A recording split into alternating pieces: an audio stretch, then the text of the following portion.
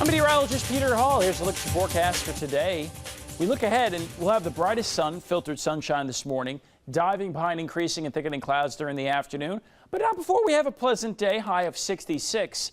The whole week I've been pounding the table saying, look, we got to watch this system for Thursday night and Friday. Got to watch this system for Thursday night and Friday. Well, guess what? Tonight, tomorrow, that's Thursday night and Friday. And it's still going to be a close shave with that southern system.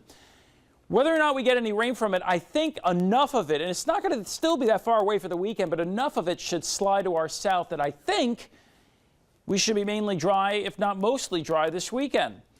Regardless, temperatures are still staying a little bit above normal for the next 7 days. So here's the down low on what happens, or the low down on what happens across central New York. I guess it works either way. Filtered sunshine this morning through a veil of clouds. Those clouds will be thickening up. We've mentioned that already. Here's the shield of rain. Now, just exactly where this thing starts to slow down and stop will ultimately determine on who gets the most rain. Certainly, I can tell you this. The best chances of rain tonight into tomorrow morning will be roughly along the 79-206 corridor. That was the same corridor I talked about yesterday. Now, that's roughly running from Watkins Glen, Ithaca, to roughly Whitney Point, to roughly Norwich, to roughly Oneonta. Now, again, these are just land routes, streets, So I'm trying to give you an idea of, because if you live by them, and I don't have to say all the towns in between, where I think the rain is at least the best chance. Well, certainly possible we could get it as far north as Route 20, which is, Cazenovia, Lafayette, Auburn, Seneca Falls, and a tiny chance it gets as far north as there's a thruway. As you'll see in this precipitation probability, the best chance is down here. Whatever happens on the northward extent, it kind of pivots, slows down, and then starts to shove south during the afternoon tomorrow.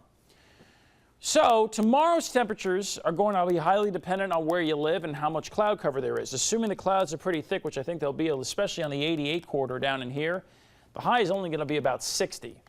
But if we can assume to get about a third of the amount of sunshine, we might be able to get into the mid, maybe even upper 60s for the rest of central New York, which is a little bit above the normal high of 62, 63.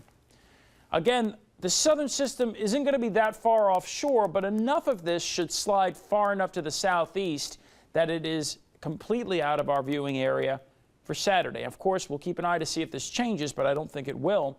And assuming we're okay with this, it's sun and cloud mixture and warmer temperatures region-wide for Saturday. Total sunshine today, we're going to go for about 66%. 33% sun for Syracuse.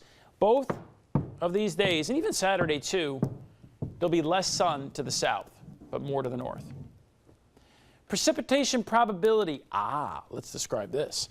For Syracuse, tonight and tomorrow, and we've been very consistent on saying 20 to 25%, that's a pretty low percent. The chance it doesn't rain is 75%. If you're watching us to the south, it's almost a 50-50 shot at this. Saturday and Sunday, I've left a tiny chance for a shower. Why? Saturday, assuming a part of that system is left over. Sunday, something from the west trying to come in. But overall, not much complaining if we wind up in the lower 70s with the combination sky platter on tap for the weekend. Local temperatures for you, mid-60s. You can see it's cooler to the south. That's because there's that southern system. You can track it with the interactive Doppler radar, cnycentral.com.